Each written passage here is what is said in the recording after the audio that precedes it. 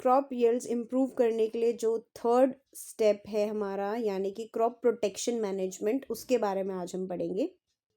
तो नेक्स्ट हमारा टॉपिक है क्रॉप प्रोटेक्शन मैनेजमेंट। अब जो हमारी क्रॉप्स है जो ग्रो हो गई है, अब हमें उन्हें प्रोटेक्ट भी करना है ना।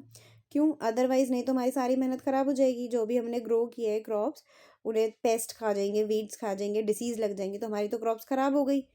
Crop protection management is the systematic practice of protecting crops from damage caused by weeds, pests, and disease using appropriate methods to increase yield and quality. तो क्रॉप प्रोटेक्शन मैनेजमेंट क्या है? एक सिस्टमेटिक प्रैक्टिस है, एक systematic way है जिसके through हम अपनी क्रॉप्स को प्रोटेक्ट करते हैं। ठीक है, किससे प्रोटेक्ट करते हैं? ये वीड्स हो गए, पेस्ट हो गए, डिसीज हो गए, इन सब से हमें अपनी क्रॉप्स को प्रोटेक्ट करना पड़ता है। क्यों? क्योंकि हमारी क्रॉप्स तो ग्रो हो गई, अब वीड्स, पेस्ट, डिसीज ये क्या करेंगे? उस पर अटैक कर सकते हैं और उसको डैमेज कर सकते हैं, है ना। तो इन सभी से हमें अपनी क्रॉप्स को प्रोटेक्ट करना है। तो हमारी क्रॉप के डैमेज होने के क्या क्या कारण है? वीड्स, पेस्ट और डिसीज। ठीक है, वन बाय वन सबके बारे में पढ़ लेते हैं। सबसे पहले आते हैं weeds.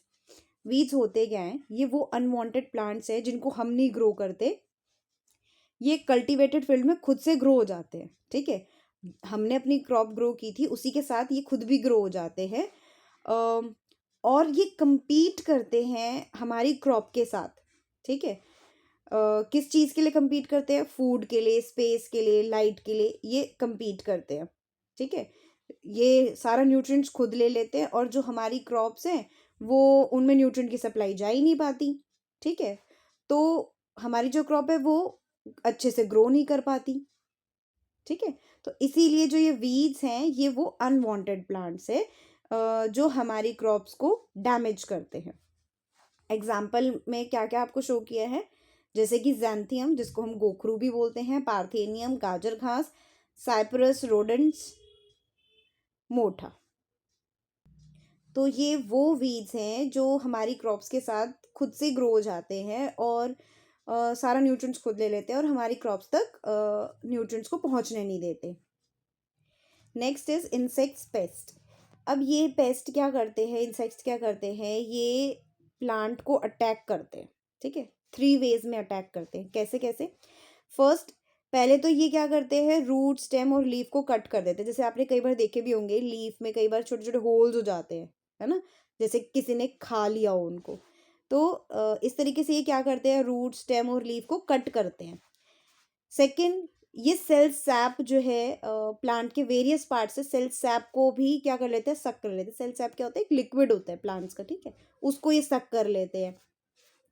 Next, they bore into stem and fruits, they thus affect the health of the crop and reduce yield.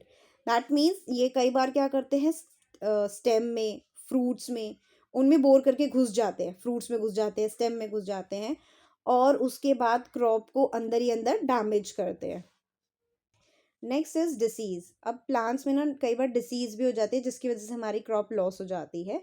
अब ये डिसीज कैसे होती है? पैथोजेंस की वजह से होती है। ये पैथोजेंस क्या होता है? बैक्टीरिया, फंजाई, वायरसेस, है ना, ये पैथोजेंस होते हैं जो डिसीज कॉजिंग एजेंट होते हैं, उनको हम पैथोजेंस बोलते हैं।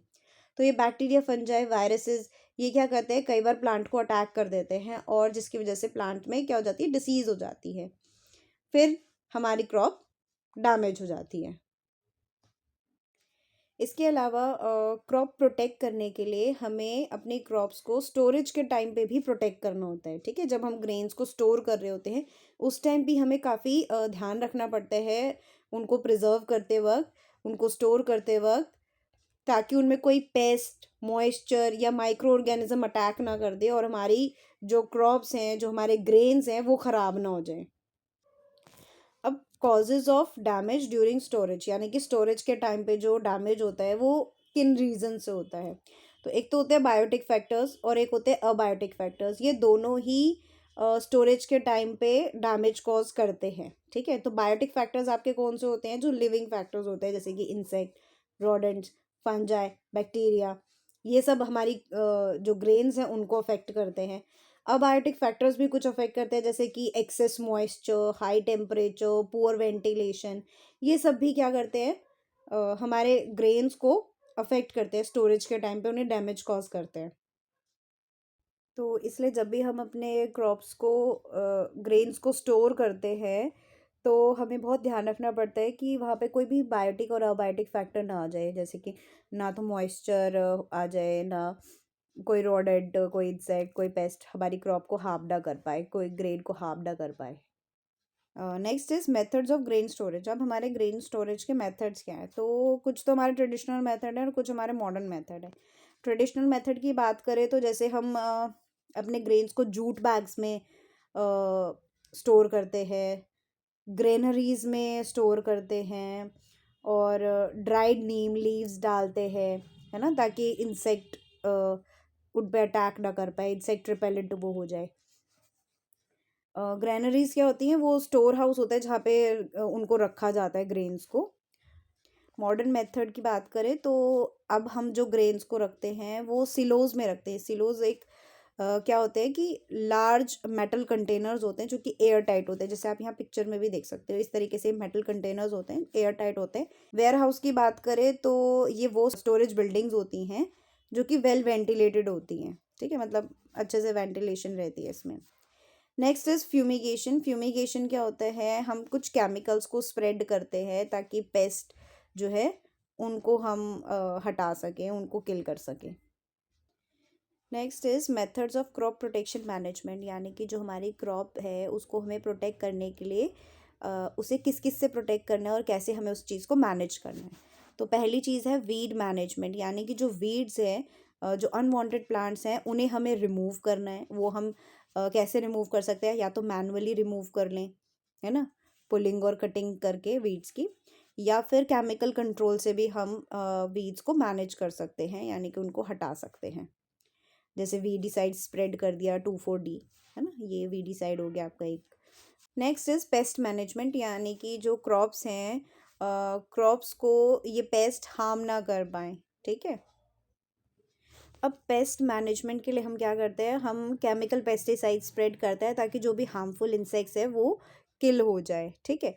और इसके अलावा बायोलॉजिकल कंट्रोल भी करते हैं, जैसे कि कुछ नेचुरल एनिमीज़ को हम स्प्रेड कर देते हैं ताकि वो उन पेस्ट को रिमूव कर दे, किल कर दे।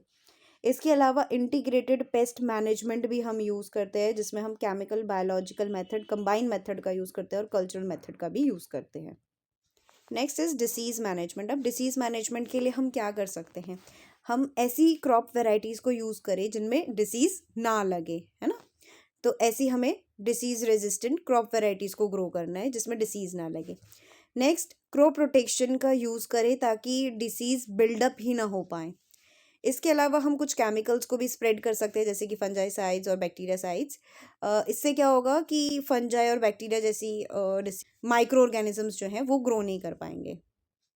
नेक्स्ट इज स्टोरेज मैनेजमेंट, यानी कि स्टोरेज के टाइम पे भी हमें अपनी क्रॉप्स को मैनेज करना होता है। कैसे, तो पहले तो हमें जो क्रॉप्स, जो हार्वेस्टेड क्रॉप्स है उनको स्टोर करने के लिए सिलोज का यूज़ करना चाहिए, यानी कि एयर टाइट कंटेनर्स का यूज़ करना चाहिए।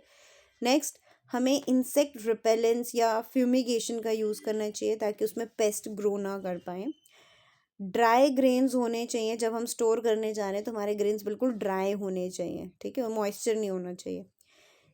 Keep storage places clean and dry. अब जो हमारे प्लेसेस हैं जहाँ पे हमें स्टोर करना है वो भी बिल्कुल ड्राई और क्लीन होने चाहिए, ठीक है। इसके अलावा हमें रेगुलर इंस्पेक्शन करनी चाहिए पेस्ट के रिगार्डिंग, कि उसमें कोई पेस्ट ना ग्रो कर जाए।